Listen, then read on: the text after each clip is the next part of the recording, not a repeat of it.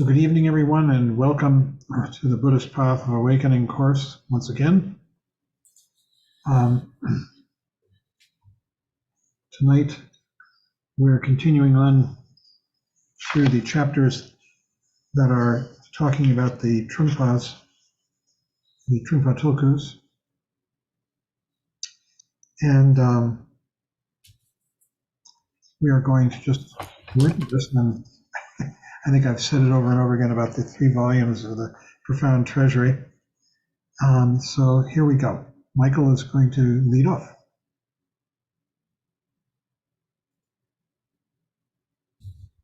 Okay.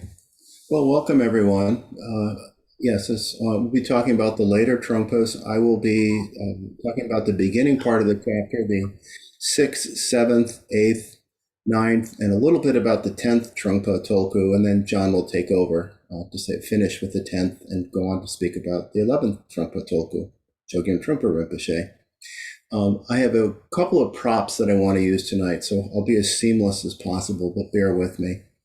So the beginning of the chapter is a very short description of the 6th Trungpa, Tenzin Chukyi Gyatso, who lived in the 1700s. And about all the Trungpa Rinpoche says about him is he died young when a student who was supposed to carry him slipped off a bridge and they both fell. And as Trungpa Rinpoche says in the book, so much for the 6th Trungpa. So the 7th Trungpa was Jampal Chukyi Gyatso, who was again in the 1700s, 1743 to 1768. And Trungpa Rinpoche describes him as very intelligent, says he studied a great deal, but also died at a young age, 25. He says that as an infant, he was dropped by his mother and suffered a concussion, and in fact was sick through his entire life. But what he did do is write a great deal of poetry, which Trungpa Rinpoche describes as romantic and somewhat adolescent, but at the same time insightful. And he says if his life has been prolonged, he felt he might have written many more poems and become a great poet saint, perhaps something like Milarepa. The 8th Trungpa, Gyurme Tempel, lived in the 19th century. It is described as both eccentric and also as a great artist. He loved drinking a very thick tea, Trungpa Rinpoche says, and is described entirely as very kind and gentle. He spent 10 years, Trungpa Rinpoche says, locked in the top part of his castle doing meditation, and did visit the 14th Karmapa. Trungpa Rinpoche associates him with the Tibetan Book of the Dead. It's an interesting sentence. According to Surmong tradition, when the Tibetan Book of the Dead was first discovered by the 14th century Turtan, who was a treasurer discoverer, Karma Lingpa, he presented it to Gyurme Tempel, who lived in the 19th century, and asked him to take care of it. He said that Gyurme Tempel should help in promoting this particular teaching. In any case, the Tibetan Book of the Dead is regarded as one of the traditions in Surmong and one of the contemplative disciplines that was practiced there. In fact, Trungpa Rinpoche did, in conjunction with the translator Francesca Fremantle, did publish a version of the Tibetan Book of the Dead. And in there, he says something a little different about the connection between the Book of the Dead and Surmong. Karma Lingpa belonged to the Nyingma tradition, but his students were all of the Kagyu tradition. He gave the first transmission of the 6 liberation teachings to Dodal Dorje, the 13th Karmapa, who in turn gave it to Gyurme Tempel, the 8th Trungpa. This transmission was kept alive in the Surmong monasteries of the Trungpa lineage, and from there it spread back into the Nyingma tradition. So, in any case, we can see that Trungpa Rinpoche had a very close connection with the Tibetan Book of the Dead. So just to say a little bit about the Book of the Dead, which is an entire topic of many weeks of study all by itself, even calling it the Tibetan Book of the Dead is a bit of a misnomer. It's called that because it was originally translated in 1927 by Evans Wentz, a British writer and translator. And at that time, there was already a book called the Egyptian Book of the Dead, and and they just borrowed the title, basically, Tibetan Book of the Dead. But actually in Tibetan, it's called the Bardo Totral, which means liberation through hearing in the Bardo. So that that's actually what it is. It's commonly known, I think, in the West as the Book of the Dead because of this initial publication in 1927. But the idea is that it's actually a text through the reading and hearing of which can produce liberation in the Bardo, the state after, between this life and the next. It was originally written actually by Padmasambhava and then hidden as terma, hidden treasure, and then discovered again by Karma Lingpa in the 1300s. And basically, it's a text that describes and is intended to guide us through the different experiences that occur to consciousness after death. And it also has some instruction on the dying process itself so that it can actually be read to a dying person. And since it said that the consciousness does not leave the body for a period of time, actually can be read to someone for a period of time after death as well. And it describes the various appearances of the various deities that occur. And at each point, the basic idea is that recognizing that whatever appears is actually an expression of mind, so that if a person can actually recognize their mind in the Bardo state, they can become liberated on the spot. That's the essential idea. The problem being that we're so caught up in habitual pattern of dualistic appearances that we don't recognize the various deities that appear to us in the Bardo state, so that we then continue to journey through the Bardo until we're reborn.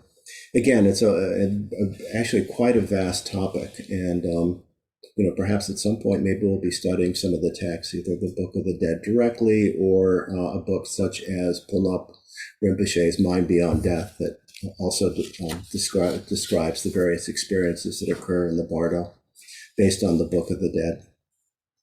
Trungpa Rinpoche also says that Gyurme Tenpel incorporated a lot of Nyingma teachings into the teachings that were presented at Sermon, so that in this sense he was very similar to Rongjung Dorje, the third Karmapa, who introduced the Ati teachings, the Nyingma teachings, into the Kagyu tradition. And that as part of this, he adopted Ekajati as the protector of Sermon. So Ekajati is the protector for the Ati teachings, and is a female protector, described as having one eye, one breast, one fang. And Trungpa Rinpoche actually appointed, or that's the right word, named Ekajati as the protector for Karma Choling, the meditation center in Vermont. Trungpa Rinpoche also says that, again, the eighth Trungpa was quite artistic and literary. So like the seventh Karmapa was a great calligrapher, produced very beautiful manuscripts and artworks. He composed music, edited the works of the previous Trungpas, compiled the library at Sermon. So it did quite a bit. He says that he only lost his temper twice in his life, once when a cat went after his food, and once when a student cut his calligraphy pen in the wrong way. So before going on to the ninth Trungpa, just a couple of things that occurred to me as I was reading about particularly the seventh and eighth Trungpas, how Trungpa Rinpoche himself actually did quite a bit with art and with literature.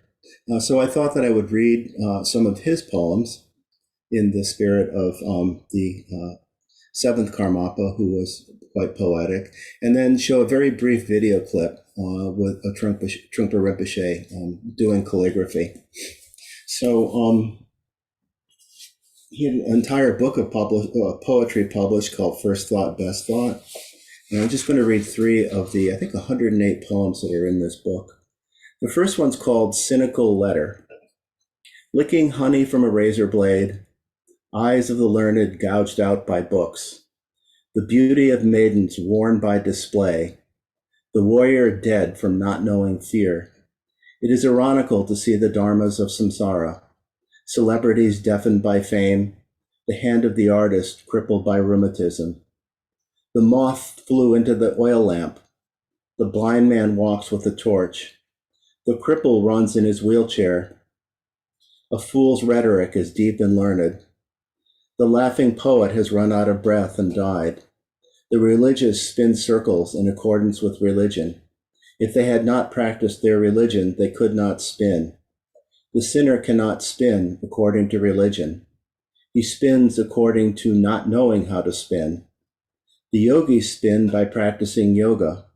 If they didn't have chakras to spin, they are not yogis.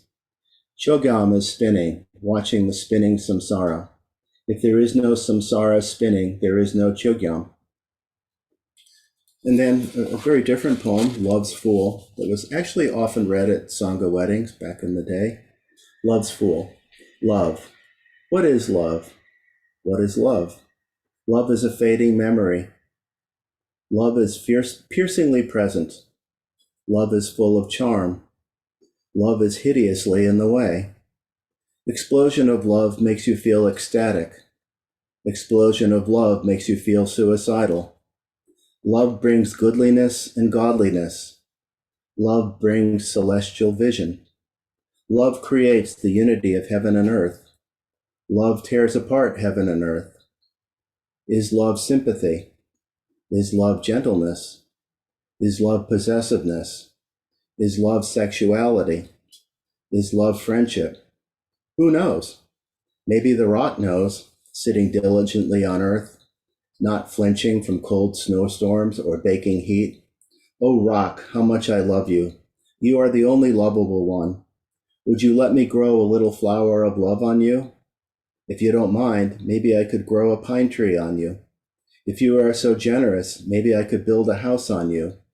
If you are fantastically generous, maybe I could eat you up or move you to my landscape garden. It's nice to be friends with a rock. And then the last one, very brief, Timely Rain. In the jungles of flaming ego, may there be cool iceberg of bodhicitta. On the racetrack of bureaucracy, may there be the walk of the elephant. May the sumptuous castle of arrogance be destroyed by Vajra confidence. In the garden of gentle sanity, may you be bombarded by coconuts of wakefulness. Just a sample of a few of the poems that he wrote. And again, Trungpa Rinpoche was also greatly interested in art. He practiced ikebana, the Japanese flower arranging, calligraphy, photography. And the video clip that I'm about to show is about a little over a minute long. And it's from actually about a half-hour long video called Discovering Elegance, which was a film made about an art exhibition that he did in Los Angeles in 1980. So, and it ends up with a very loud YouTube ad. Hopefully I'll cut out the video before that starts, but we'll see what happens.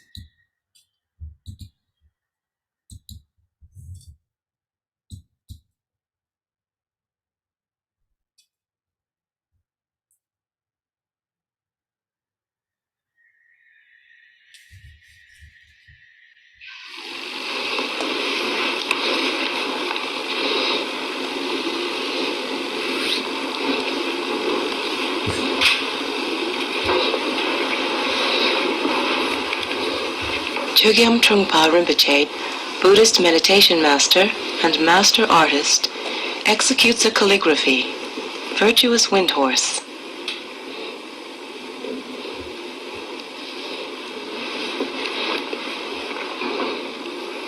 As a child monk in Tibet, Trungpa Rinpoche was thoroughly trained in the art of calligraphy as an expression of meditation.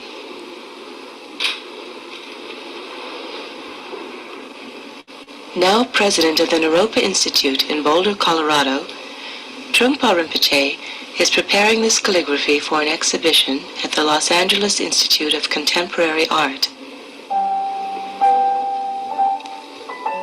An environmental exhibition called Discovering Elegance.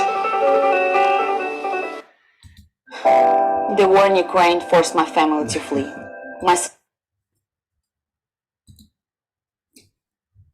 Okay. So again, some continuity, perhaps, with the previous Trungpas.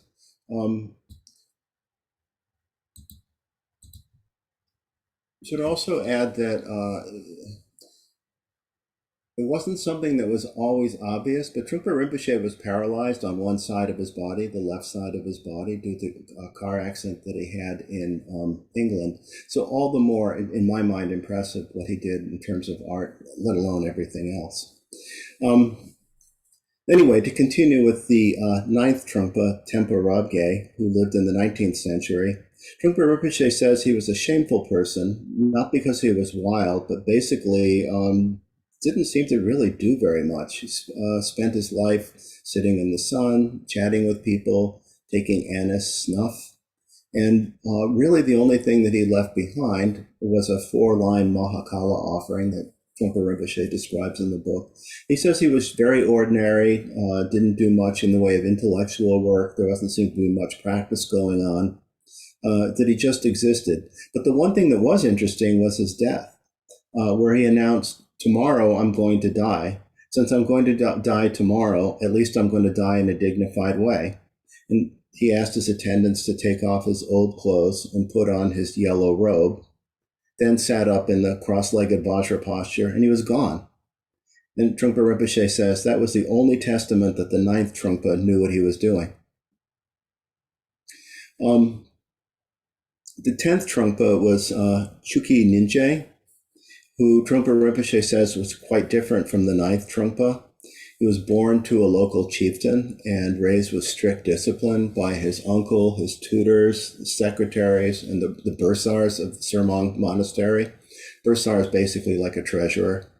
In the early part of his life, Trungpa Rinpoche says he took the Kagyu teachings quite seriously, including Nundro and Shamatha Vipassana, and approached his practice step by step. At the same time, he didn't like being told what to do. Basically, as head of Sermong, people wanted him to be available to tour the area as a way to provide offerings to the monastery, so that they would do trips in different seasons to collect donations of food and goods. And they pushed the 10th Trungpa to do these tours, which he didn't like to do because he wanted to practice. And at some point, he decided to leave this monastery and seek out teachings from Jamgon Kongtrul the Great. And this is described in some length, actually, in Born in Tibet. There's an entire chapter called In the Steps of the 10th Trungpa. I'm going to read an excerpt from that in a moment.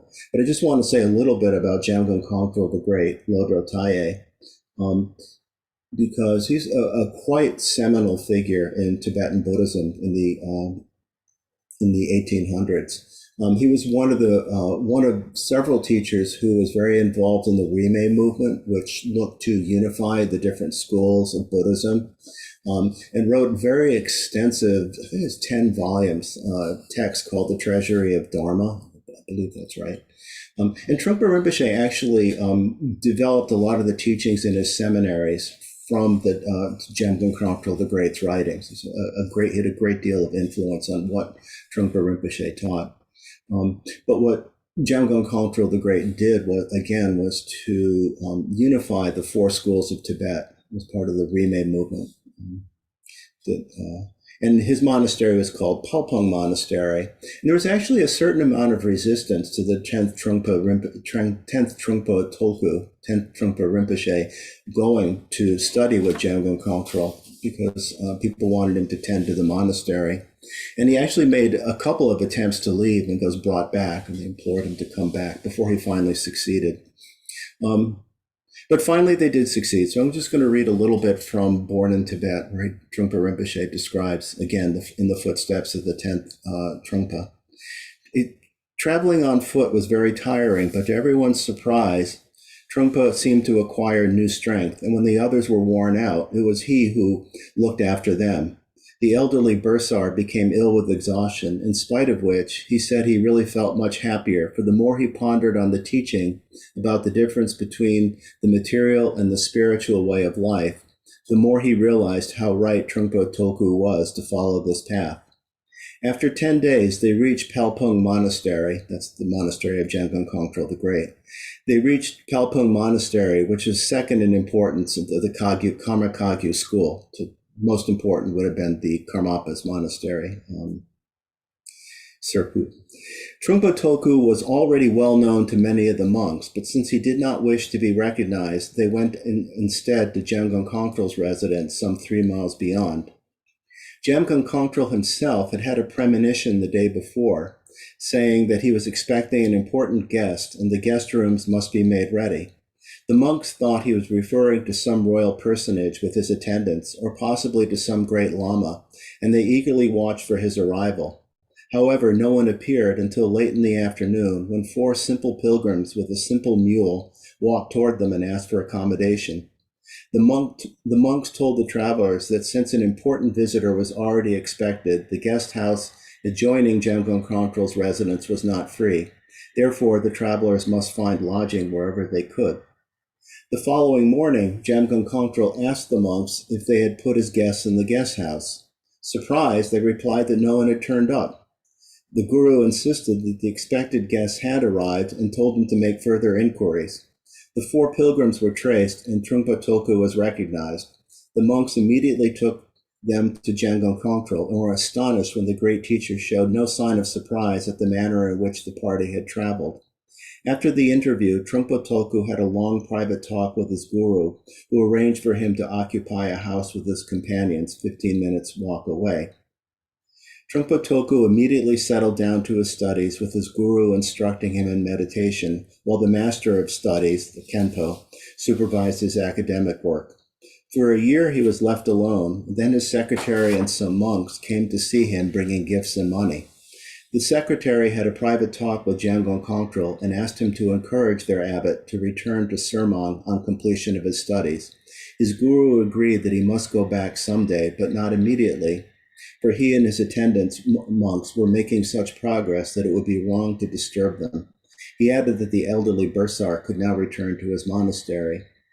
After the visitors left, Trungpa Tulku gave away all the books they brought, leaving himself and the 2 monks with hardly anything to eat, so that they were obliged to go around with their begging bowls. The 2 monks were naturally very upset about this, for while the bursar had been with them, there had always been enough for their requirements, and they could not understand this new phase. Trungpa Tulku, however, insisted that austerity was the right course and the only way to follow the Buddha's example, such as well as that of Milarepa's. They must therefore beg until they had received the bare necessities of food to last out the winter. Moreover, they had little butter for their lamps. Incense, however, was cheap, and when blown upon, produced a faint glow to which Trungpa Rinpoche was able to light up a few lines at a time of the book he was studying. Now that the monks of Palpung and the people in the district knew of Trungpa Tulku's presence, they kept coming to visit him, which he found very disturbing to his meditations. After 3 years, Surmong expected him to return, and again sent a party of monks to fetch him. This time Duldzum, the senior secretary's nephew, came with him. They found the 2 monks who were living with Trungpa Tulku were very disturbed in mind. The austere way of living that had been imposed upon them was affecting their health. However, Trungpa Rinpoche wished to stay on at Palpung until his studies were completed, so it was decided that they should return to Surmong with the party, and Duldzum, at his own request, should remain to look after Trungpa. However, this arrangement did not prove altogether a success, for he gave Trungpa Tulku a lot of trouble. The 2 men had different approaches to life. The abbot was a strict vegetarian and wanted everything to be as simple as possible, whereas Duldzum expected to have meat and disliked such plain living. Later, Trungpa Tulku realized that these difficulties had been a lesson to him, and that lamas had often to experience this sort of trouble and must learn to control their impatience. So you can see that the 10th Trungpa Tulku was quite a practitioner and took study and practice quite seriously. Trungpa Rinpoche, he actually practiced in a meditation hut with his hair tied to the ceiling so that if he fell asleep, it would wake him back up, and that he actually had nettles around him so that if he listed to one side or the other, again, he'd be woken up before he started to doze. So in this way, he took his practice and study quite seriously. So at this point, John will take over with a little bit more about the 10th Trungpa and then the 11th Trungpa.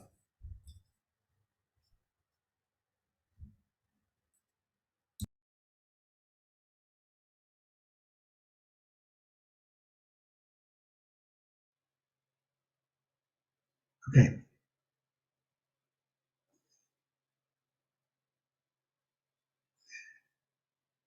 I'll just say that people often ask Trungpa Rinpoche why he drank alcohol so much. And he gave many different answers, never a straight one that I ever heard. But the one that I liked the best was he said that in his previous incarnation as the 10th Trungpa, he had lived very, very strict, disciplined life. Vegetarian, no sex, spent a lot of time meditating with his hair tied to the ceiling and so forth. And that perhaps the pendulum had swung so far to that side, the side of austerity and intense practice in his past life, his 10th life as the 10th Trungpa, that it had to come all the way over to the other side in this life. That was about the best answer I ever heard for as an explanation. So during the during the time of the 10th Trungpa, the Surmang Monastery was attacked legally by the local Gelugpa Monastery. And the 10th Trungpa Chökyi Nyingje spent 3 months at the local capital in Jaekundo arguing his case for Surmang. There were no lawyers, so he had to create the case point by point for 3 months, fighting for the existence of Surmang Monastery. He won, and his monastery was then attacked by the troops of the Tibetan central government, burnt down and looted. He was taken prisoner, though eventually he was rescued by friends, and these were all part of the political neuroses of the 1920s.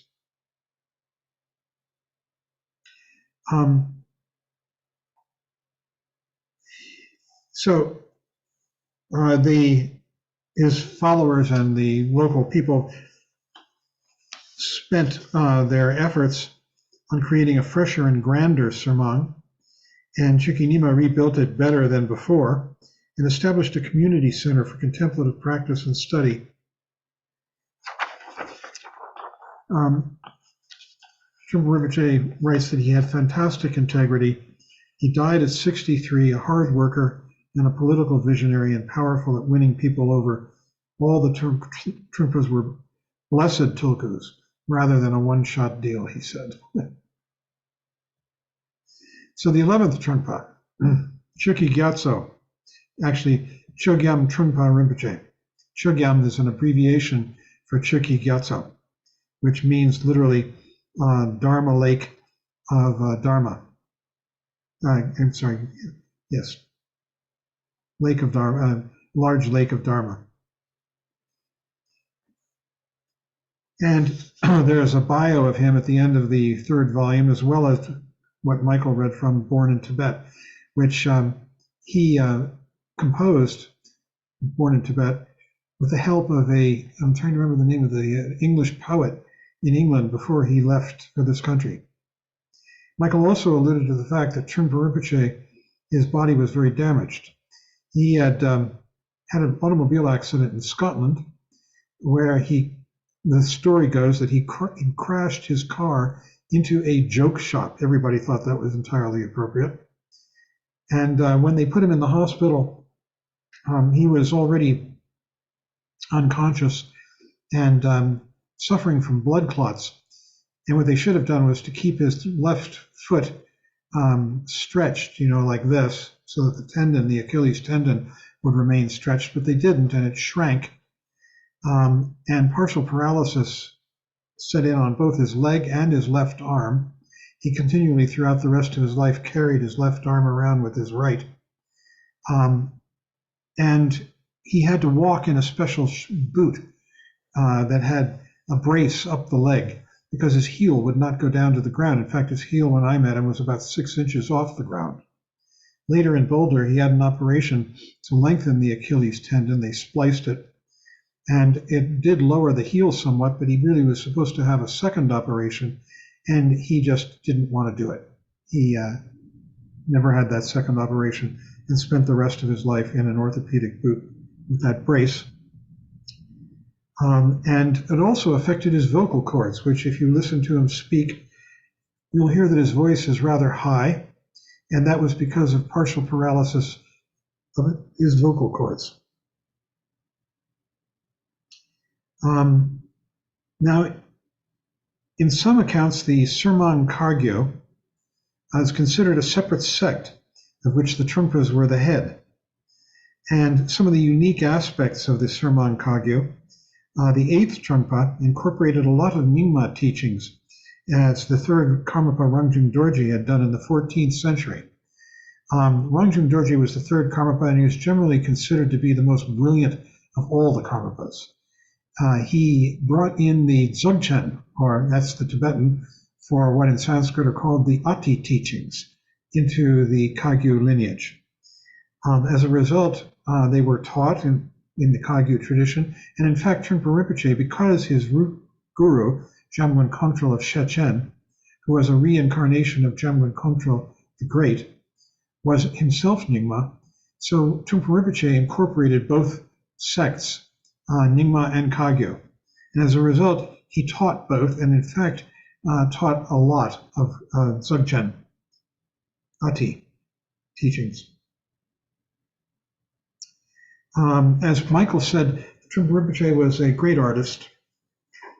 He was constantly composing poetry, and when one was around him, at any given time, he might suddenly ask a person, me or whoever happened to be sitting there, to take down a poem, and we would write it out, and he might ask for commentary, us to help him with the English if we were so inclined, or he wanted it, which we did. And these poems were collected and published in several books. He was also a master flower arranger, and I don't use that term lightly. When he was in England, he studied with a master Ikebana teacher, Kado, and graduated and received the degree of Master of Flower Arranging. When he came to this country, he was constantly doing flower arrangements as well as paintings and calligraphies. A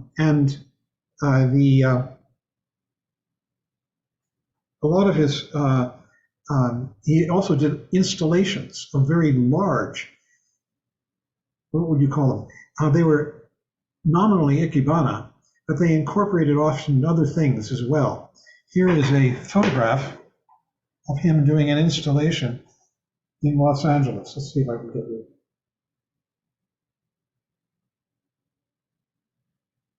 This was taken by a photographer who followed Rinpoche named Robert Del Tredici, and he published a very beautiful book of photographs of Trungpa Rinpoche doing different things.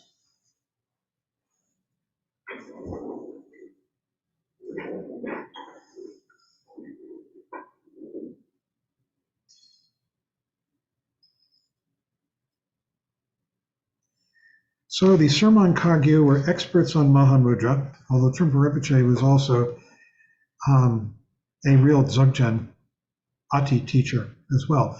You see, in the Dzogchen and Kagyu lineages, the path is described in this way. As you know, it's divided into three main sections: the so-called Hinayana teachings, which we have gone through in the first volume of the Profound Treasury. Above them, the practitioner moves into the Mahayana teachings, which were incorporated in the second volume of the Profound Treasury. And above them, the Kagyu teachings. Now, the Kagyu teachings, the Vajrayana teachings. Now, the Vajrayana teachings are divided into different subgroupings. In the Kagyu tradition, they're divided into four major subgroups. The first were three are what are called the lower yanas, or the cause yanas. Yana means vehicle. And the first one is called Kriya Yana, means purification yana. And one practices purification exercises in that vehicle. And then there is the Upa Yana and the Yoga Yana. And I know relatively little about these because Trungpa Rinpoche chose not to teach them. The fourth yana is called Anuttara Yoga Yana, and it contains the Mahamudra teachings, which he did teach quite a bit. And these were the pinnacle of the Kagyu path, the Mahamudra teachings, and they include things like the 6 yogas of Naropa, as well as many other teachings. The 6 yogas of Naropa include things like dream yoga and all kinds of things that the main one of the 6 yogas of Naropa is what's called Chandali practice, or Dumo in Tibetan, which is raising the inner heat in your body. And Rinpoche used to say that the test they had at Sermon to see if someone had mastered this particular yoga of raising inner heat, you actually have to raise heat and your body gets very hot. And they would take a person who had seemed to have accomplished it and test them by wrapping them in a wet sheet and then having them walk around the monastery in the middle of winter, outdoors, drying the sheet with their inner heat. I have a good friend who, before he met Trungpa Rinpoche, had heard about this here in America, stone cold hippie, living in a teepee with a bunch of other people and on a commune here in Colorado. And he told his fellows that he had mastered inner heat. So they gave him the test. They wrapped him in a sheet and had him walk around the house out in East Boulder in the middle of winter. And he got pneumonia. Or so he says. He became a very devoted student and practitioner of Trungpa Rinpoche. I'm not going to name him by name. So,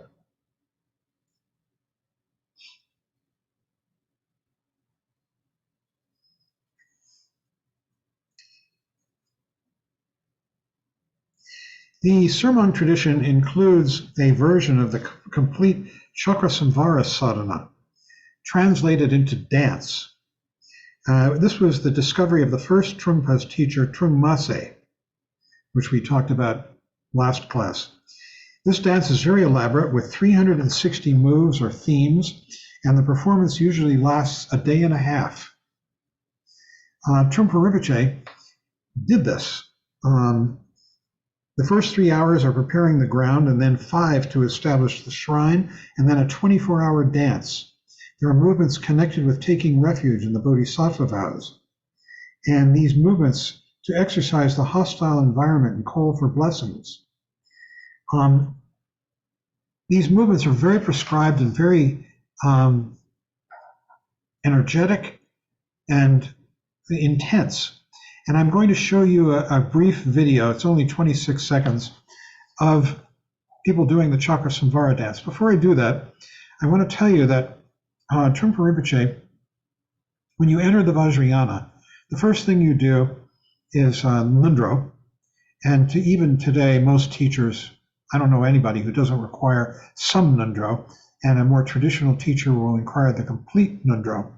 And this Nundro is called, these are called, Nundro means preparatory practices. And what they are is you do 100,000 each of 4 different practices. The first practice is the lion at the gate. And we have people in this group who are doing this practice. People generally refer to it as prostrations.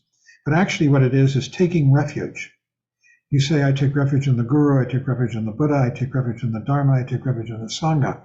Guru's up at the top of your head, Buddha is in the forehead, Sangha is and Dharma is in the throat, and Sangha is at the heart, the chest. And then you prostrate. If you're fit enough, you do a full prostration, which is you lie down completely, you slide out on the floor, and then you stand back up again. And you do this, they call it 100,000, but since you're using a mala, to count, and a mala has 108 beads, you actually accomplish 108,000. The second practice is Vajrasattva mantra. You say the 100-syllable mantra of the Buddha, Vajrasattva, again 100,000 or 108,000 times. And then there is mandala offering. You have a mandala plate in your lap, and you create mandalas on it 100,000 times. And finally, there's the Guru Yoga recitation. Each one of these practices gets easier. We have people doing them now.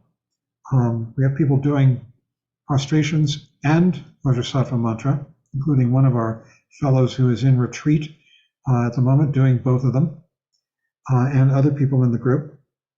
And they will eventually go on to others. Now, after that, when you finish that, Trungpa Rinpoche then had us do what is called creation and completion practices. These are practices that involve all of the mudra involves visualization, as well as chanting, as well as physical aspects. Creation and completion practices are very oriented towards visualization. And there were two main ones that he had his students do. One was working with a deity named Vajrayogini, who is female.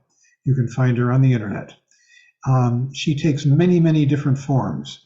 But the main one that you work with, if you're doing Vajrayogini practice, is she is 16 years old, bright red, in flames, fangs, multiple eyes, 3 eyes. Her hair is flaming, and she's dancing. And you visualize her, and there's a whole process for this. After you finish that practice, you go on to Chakrasamvara practice, which involves a male figure, Chakrasamvara. Eventually, Chakrasamvara and Vajrayogini are a pair. They are seen in Yabyum, which means in sexual embrace. And there is, in fact, a statue of Vajrayogini and Chakrasamvara at the top of the Great Stupa of Dharmakaya at what is now called Drala Mountain Center here in Colorado. I'm going to show you a brief video of a Chakrasamvara dance. This is the dance that Trungpa Rinpoche did that took a day and a half. He did it 6 times in his life before the communists invaded and he had to leave Tibet. And he never did it again because by then, well, when he got out of Tibet, he had his automobile accident and couldn't do this kind of thing. So, whoops, wrong thing. Sorry, clicked the wrong button.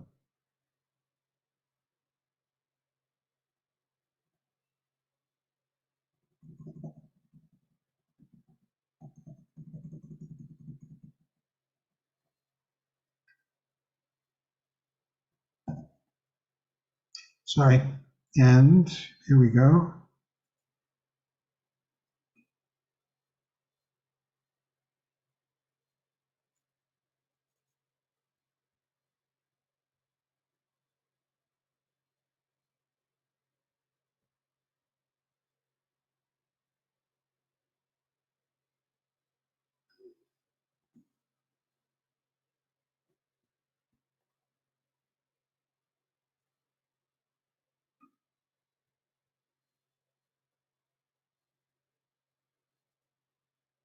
Can everybody see this?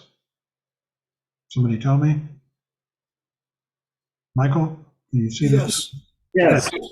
Okay, here we go.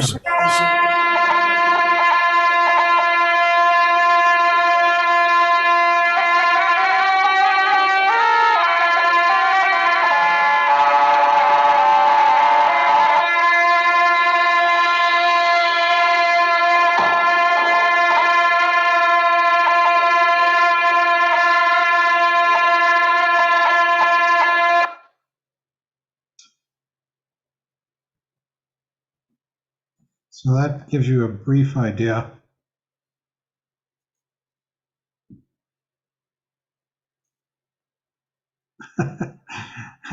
He said that everybody wears the same, it's different than other dances and that everybody wears the same costume. But he took a lot of the principles of the Chakrasamvara dance, of dancing altogether, ritual dancing, and he invented a series of exercises which were meditative physical exercises called the Mudra Theater Group exercises. This came out of a conference that we had here in Colorado in the early 70s, where we invited, you see, Jean-Claude Van Italy, who was a very successful playwright in New York, became a student of Trungpa Rinpoche. And he had many friends in the avant-garde theater movement in New York and Los Angeles and elsewhere. And Jean-Claude, there are lots of stories about him and Rinpoche, but he got Rinpoche, and he invited a lot of his friends to come here for what we called the Boulder Dharma Theater Conference. And all of these people, actors, directors, playwrights, descended on Boulder, and we had a multi-day conference here in Boulder where people demonstrated or displayed their work. At the same time, Trungpa Rinpoche had some of his students display what he called the Mudra Theater exercises, which were derived from this Chakrasamvara dance, very strenuous. I did them as well as other people, all of us did, and they were not easy. Took a lot of energy. So he says there is the slow dance where you are competing with a cloud barely moving. The fast dance, you speed it up. It is a complete practice. Trungpa Rinpoche started to learn it when he was 16, strenuous, and made his body ache. Finally, he got into enough shape and could get into the rhythm and energy of it, he says. They're kind of like Tai Chi Chuan, rather than more of the Chakrasamvara dance is more than traditional Tibetan dance, because they're very slow, and you have a drum in your right hand and a bell in your left. The dancers and orchestra have to be synchronized. You dance all the time and radiate passion, the feeling of Chakrasamvara is passion. The more you relate with your passion, the more you get into it. And it's also based on a great feast, so there is a great feast offering in the middle of the dance circle, which is eventually distributed to everybody. Can you imagine doing what those guys were doing in that 26-second video for a day and a half?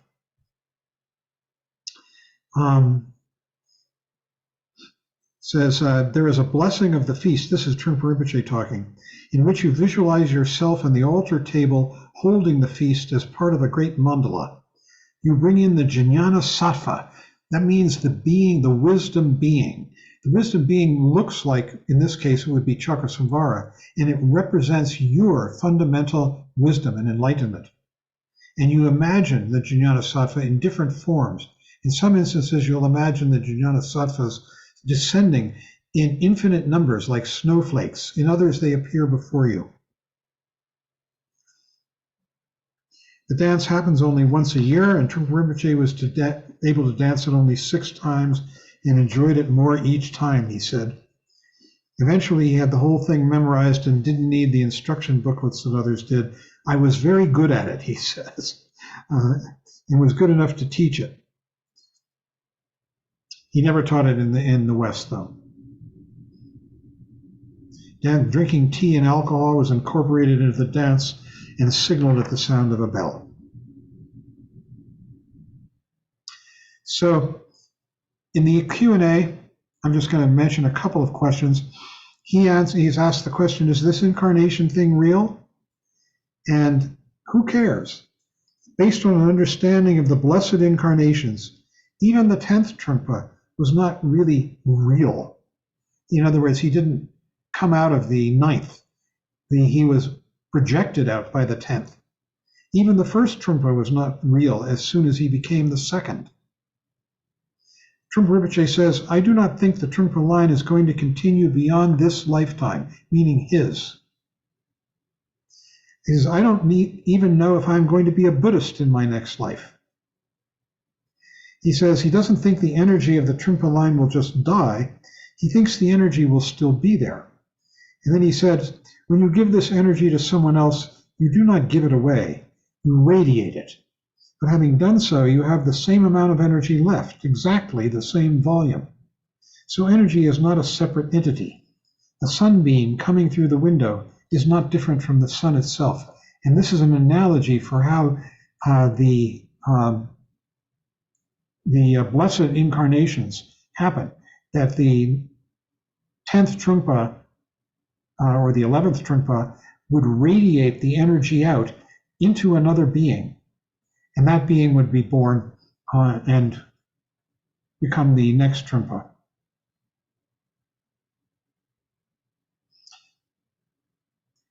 He says, the Trungpa energy sucks up different people at different times.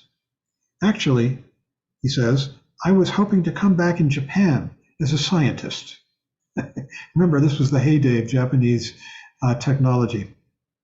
Maybe when I come back, one of my students will introduce me to the books, Meditation in Action, or Cutting Through Spiritual Materialism. And then we could go on from there. So we could have a discussion group, a discussion.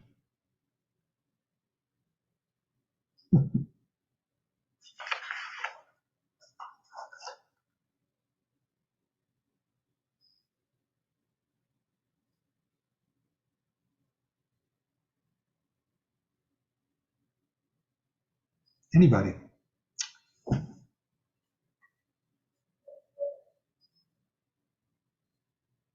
Lane?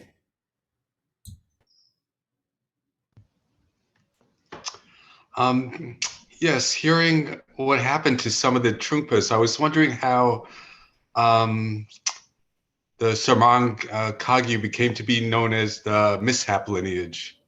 What was there one particular Trungpa that gave it that name? I don't know. I don't know. No. Michael, you? No. Yeah. Oh no, but that's Trungpa Rinpoche taught us that. I guess there were mishaps along the way. And I've seen nothing to make me doubt it. Seems like quite a bit.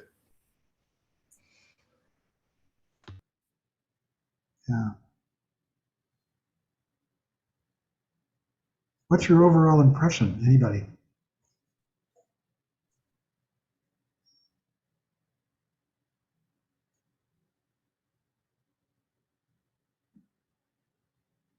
I was wondering how you do a dance for a day and a half. Is it possible? For one thing, he was 16 or 17, 16, I think, the first time he did it. And he said it was very physically difficult and demanding, and he was sore, and from it, eventually he got into shape for it. Looks pretty intense, doesn't it, for a day and a half? Wow. I just like to say, in this area, I have heard of Native American tribes who do similar rituals. They dance for days.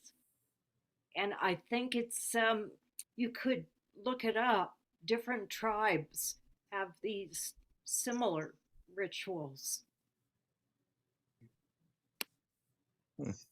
When Trungpa Rinpoche came to this country and met Native Americans, he felt that their culture was tantric, Vajrayana, the connection with earth in particular.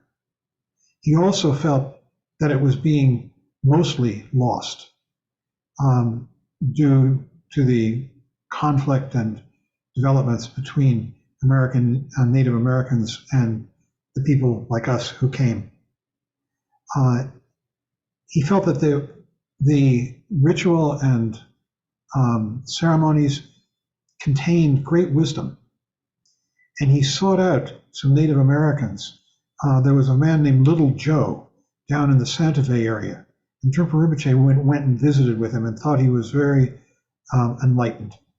And there was another teacher up in Wyoming that Trungpa Rinpoche sought out and visited. So just to let you know, he felt there was great wisdom in the Native American tradition, many of their traditions.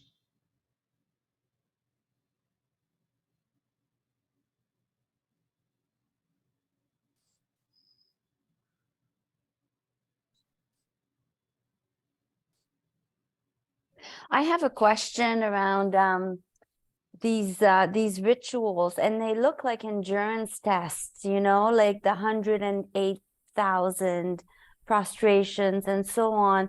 And you just said, John, that there's a great wisdom in it. So is the purpose of these rituals some sort of transcendence, or, you know, sort of being able to finally get away from yourself if you're absorbed in it, in the movement? Because they must have some value, and I'm just wondering what it is. You know, the ingredient, maybe you can't really specify, but the value of those rituals. They are meant to bring us, and Michael, you can help me here with this too, into basically a different understanding of what the cosmos is. We think that what this world is a veil of tears in which we travel as individual discrete entities, interacting with other individual discrete entities in what Buddhism regards as neurotic ways, involving the three poisons: passion, aggression, and indifference, or the kleshas, passion, jealousy, pride, stupidity, feelings of poverty, and hatred. And we are trapped in this false dream, is what the Buddhas are telling us. These ceremonies and rituals are meant to wake us up out of the sleep and the dream, and to see the world as it truly is. And the way the world truly is represented symbolically, at least, maybe more than symbolically, in the imagery of Tantrism, you know, images like Chakrasamvara, Vajrayogini, and many, many, many more. And in these dances, rituals, it is said in the teachings that it is possible to see all of these figures. And in fact, I'll just briefly tell you that when you die, you move through the 3 death bardos. Everybody does. Most of us, because we're so sunk in ignorance and confusion, just snap through especially the second bardo, which is called the bardo of reality. The first bardo is called the painful bardo of dying. Bardo means interval. And there are 3 death bardos. There are 6 bardos altogether in life and death. And there are actually many more. There's the bardo of this meeting. This is an interval, this class. But these are the main bardos of our lives. The second bardo is very interesting, the bardo of reality. The first bardo in death is the bardo of dying, and it describes the process of your body and mind shutting down sequentially. And there's a moment at the end where that's described very interesting. It's a very interesting moment when you can achieve complete enlightenment, and that's described as well. Most people pass just through those things like a finger snap. They hardly even notice it. The bardo, the opportunity to awaken. You don't pass through the painful bardo of dying in a finger snap. You see it happening. And the Dalai Lama said that he studied those teachings every day for many years because he wanted to be prepared when he watched his body die. This is the current Dalai Lama, and not be frightened. Once the body has died, you enter into what's called the bardo of reality. The consciousness does. This is seeing the true reality, and this is in this bardo. You see many things. You see the 6 realms. You also see all the Buddhas, and you also see the 100 peaceful and wrathful deities. They're described. A lot of Tantra is about learning to see these 100 peaceful and wrathful deities, or at least 1 or 2 of them, or some of them, before you die. so that when you enter the bardo of Dharmata, you can actually see them all together. Because if you can, and if you can maintain the consciousness of them and a relationship with them, you can achieve enlightenment and not be reborn. But most people don't even notice it any more than they do in this life, these deities. And so they pass on very rapidly from the bardo of Dharmata, the bardo of reality, into the third bardo, which is most people have heard of. It's the 49-day period in which you are traveling through basically a dream state and towards rebirth. A teacher that I've never actually met, and we have actually, but what's his name? The wild teacher who lives in the Northwest, Michael, who's written things like, about drinking and Zamsar? Samsar Kensei Rinpoche. Yeah, Samsar Kensei. He said if you want to experience something like the bardo of becoming, where you're moving towards taking rebirth, he says, go meditate in Times Square at noon in Manhattan. So actually a bunch of us did. A friend of mine in New York organized some sittings in Times Square. We would go sit there for an hour with people in cars and everything streaming by. It's crazy. And he said, that's what the bardo of becoming is like. That's what Zosar Kensei said. So anyhow, this is going on. I just add a little bit. Please. Problem with the word ritual is I think we automatically think, well, empty ritual. But the idea of the ritual, I mean, they're practices. And the idea is they're meant to allow us to recognize something or experience something. And you can think of them, I mean, and that's exactly what we do with shamatha vipassana as well. And there are elements of shamatha vipassana throughout all of these practices. It's one thing to come back when you realize you're thinking, in meditation practice, you go back to the breath. It's another thing to come back as you hit the ground in a prostration and come back very vividly to. But the point of it really is that they're practices, and they're meant to do, much more, even in a very direct way, a lot of the things that we do with shamatha vipassana meditation. And in fact, with the creation and completion exercises, the completion phase is very much open meditation practice, where you dissolve everything. So there's, in the Nundra practices, there's a very strong element of letting go in prostrations and mandala in particular.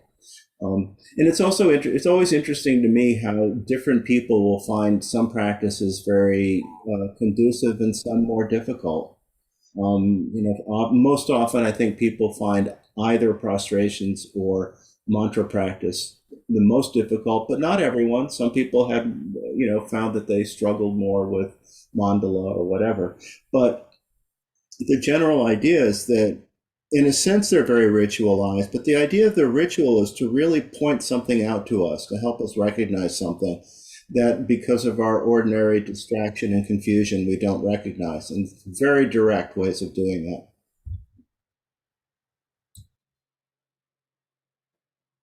Yeah, basically Vajrayana practice is meant to open our eyes to seeing the world in ways that we do not see it ordinarily, to see it with more enlightened eyes, with more awake eyes, and to see the meaning and meaningfulness of this phenomenal world as it arises and passes away in the present moment. That's what all these symbols are about. Trungpa Rinpoche said that you can actually see these deities if you have the eyes in this life, here and now. Philip and then Trip. Thanks. I wanted to offer this to Miriam's question, but I forgot, I could get the names wrong. Was it Marpa in our lineage who was building the towers and had to tear them down over and It was over? Milarepa. It was Milarepa. And Marpa was his guru. Okay, so I've heard it suggested that the preliminary practices are like a modern version of what he had to do. Yeah, maybe. What do you think, Michael? Frustrations might be especially. Yeah, I mean, full frustrations it's a lot of work. it's very much a process of opening up. Yes, indeed. Trip? Yeah, so I have two questions. First, about the rituals, and the question is, here we are spread around the world, most of us doing a lot of our practice on our own, right? And I was at the retreat and I saw, I think, the value of the rituals, doing it in a group. There's a dynamic, right? And so one of my questions is, in this new dynamic of virtual Sangha, is there something missing by not being able to participate in ritual in physical presence? And in fact, having to do a lot of ritual on your own. That's question number one. And then I'll throw out the other one, which may not be answerable tonight, but where do the specifics of the Bardo teachings come from? You know, the concept, for example, of 49 days. So those are my two questions based on what I've been listening to. To answer the second question first, these teachings were terma, revealed by Padmasambhava. The Book of the Dead, the Bardo Tudor, which Michael talked about, was one. There are other texts. Frankly, I find the Book of the Dead a difficult way into these teachings. It's really meant as a sort of a manual to help someone, a survivor, help someone who's dying die well, without fear, and into maybe even achieve enlightenment. And it's read to the person who is dying and who is dead. So it's a manual for that. But there are other books that describe, other teachings that describe the death teachings, Bardo teachings, in different ways. And there were Karma Lingpa, who is the Tertan who discovered them, these teachings. The Bardo Tudor wasn't his only discovery. So there are other texts. What was the first question again? Thank you for that. Yeah, that's a expansive topic. The other is ritual, and Oh, yeah.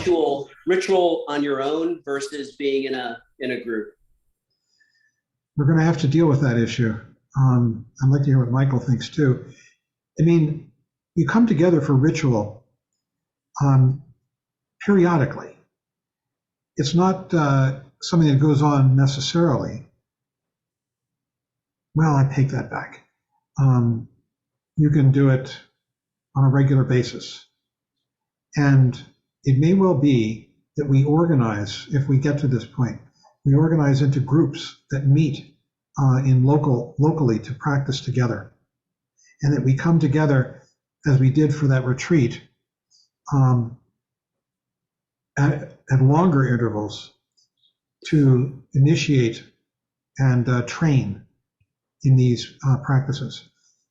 It's up for grabs. One thing is for sure, I think, is that we're going to bring in some lamas, rinpoches, to teach and to give initiation abhisheka. Michael?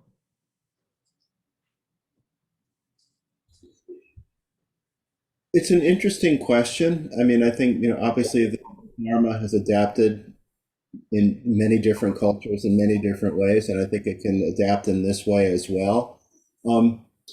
But it's an interesting question. I actually have a couple of friends who are very close students of Pumap Rinpoche, and that Sangha also is wrestling with that question to some degree. And I think what I think their feeling is transmission probably does need to happen in person, but that otherwise, Zoom instruction and so on can actually work quite well as long as people are, open to it. So it may be that we get together in person for moments of transmission when we're initiated into a particular practice. And then we can study them and develop the rituals virtually if we want, if we're going to do that. Thank you. We're not Thank the you. only one that's asked that question, however. Yeah. Thank you. I struggle with it, but Thank you. Woodrow.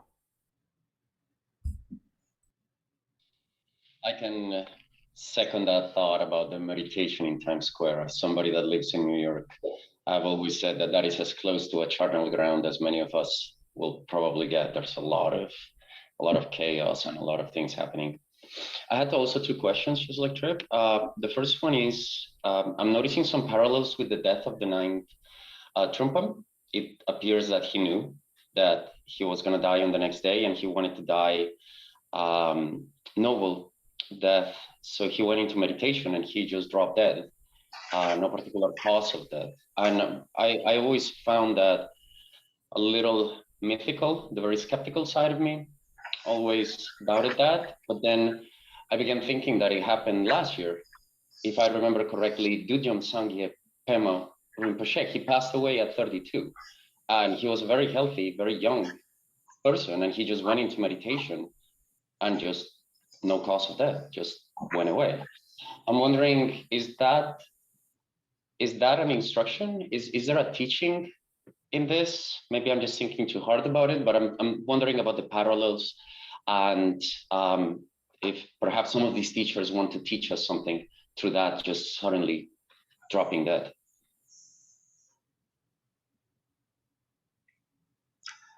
I have no opinion on it. yeah, I don't know either. I know this, that when I was about 25 and I had just met Trungpa Rinpoche, maybe a year and a half, he told me, "You'd better hurry up. I'm going to die at 37. He lived to be 47. Thank you. And the second and last one is regarding connected to transmission.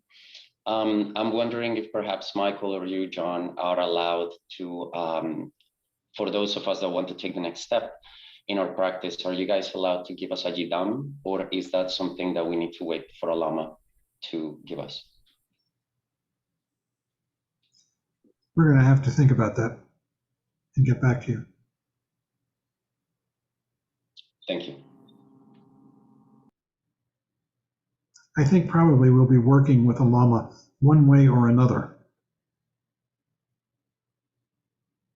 We won't just be creating it out of our particular whole cloth.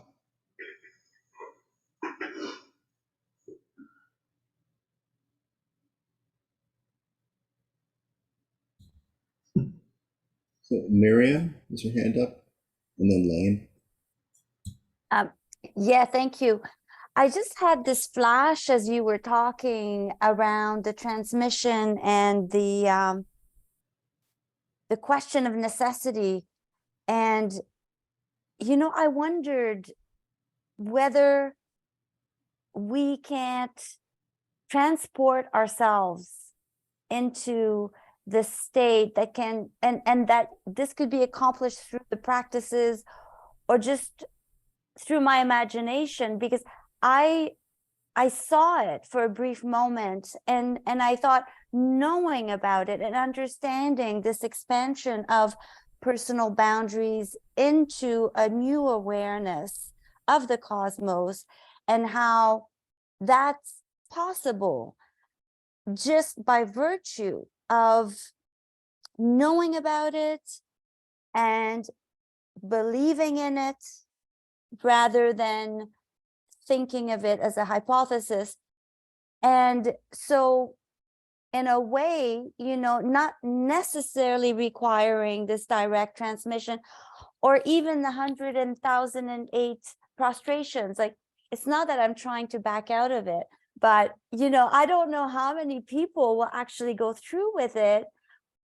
But again, I wonder if the goal might not be achievable. I don't know. I'm clearly not the expert, but just.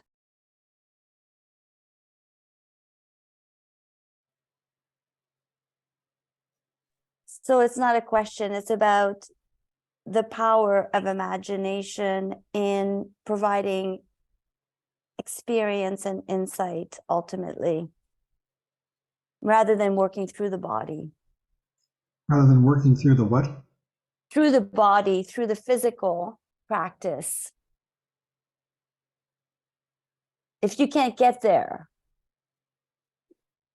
through the power of your mind. In Buddhism, there are what are called the three gates. And they are body, speech, and mind. Vajrayana practices employ all three. There are practices, just thinking here, that are less strenuous, paths that are less strenuous than what Michael introduced as creation and completion. Creation and completion practices, and Nundro, Nundro is like,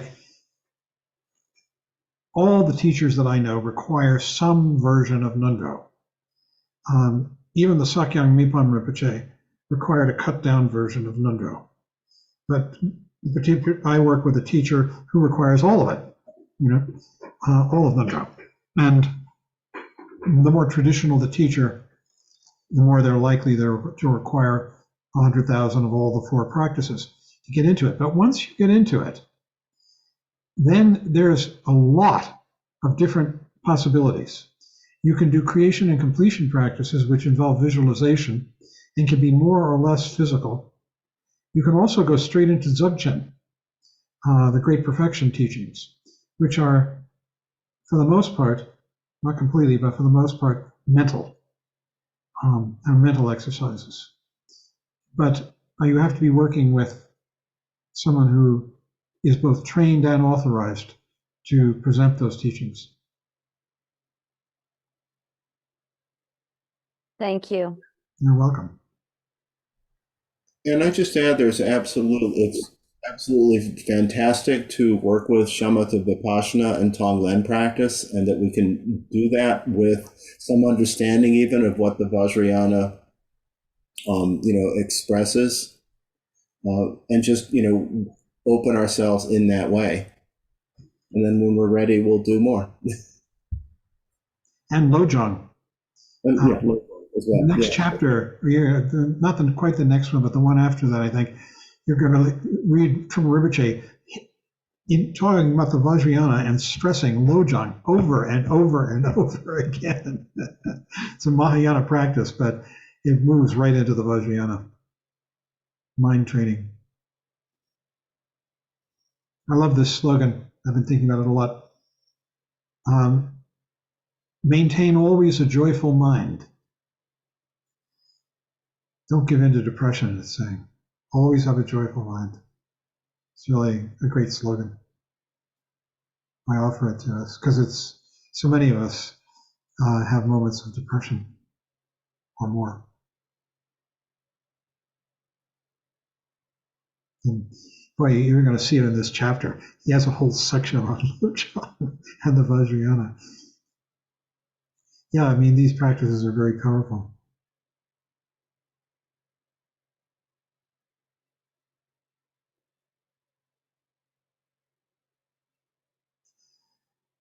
Any other questions or comments? I still have my hand up. Oh, sorry, Elaine. No problem.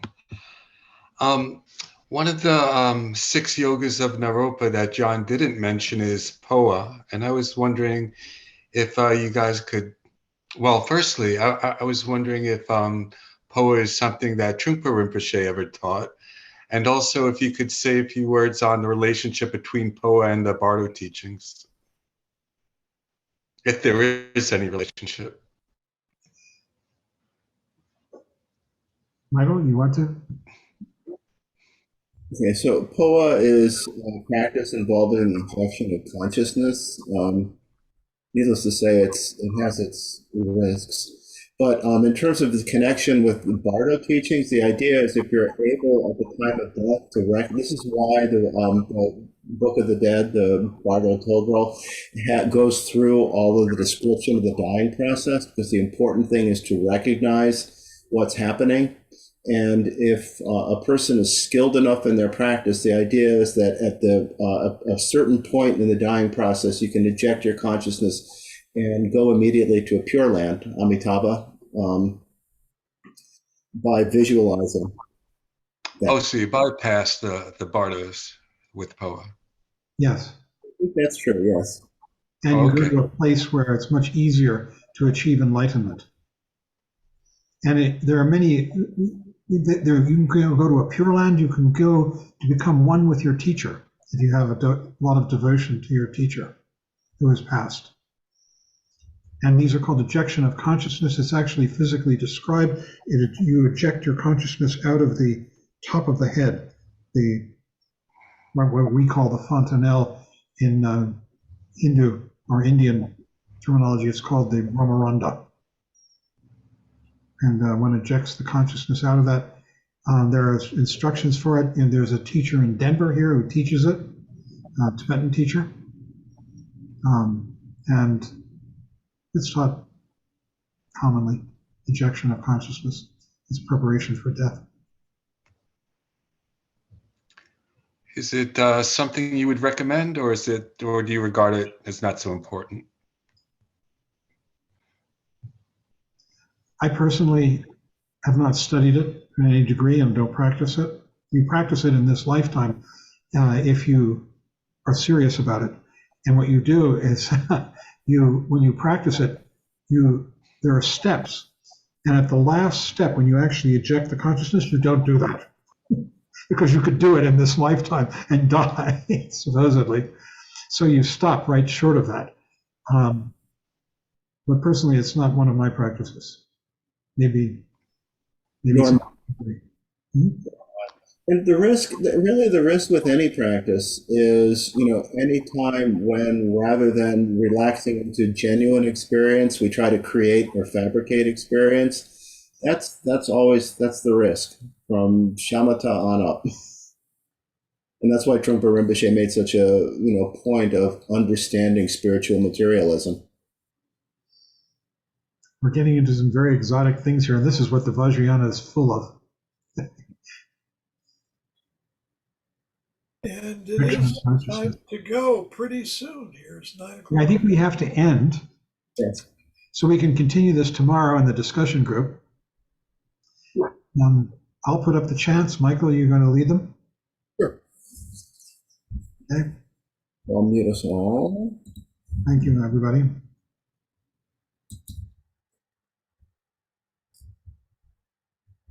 Okay. So we'll close by reciting a prayer for peace and dedicating the merit generated through our study and practice for the benefit of all sentient beings. By the blessings of enlightened and compassionate ones, by the power of my positive actions of 3 times and my prayers of pure aspiration, may wars, conflicts, epidemics, and all other maladies dissolve in this world, and may the earth and all who live on this earth enjoy the abundance of well-being. May all learn to live lovingly with each other.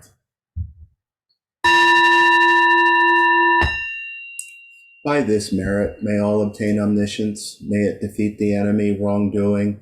From the stormy waves of birth, old age, sickness, and death, from the ocean of samsara, may I free all beings. By the confidence of the golden sun of the great East, may the lotus garden of the Rignant's wisdom bloom. May the dark ignorance of sentient beings be dispelled. May all beings enjoy profound, brilliant glory.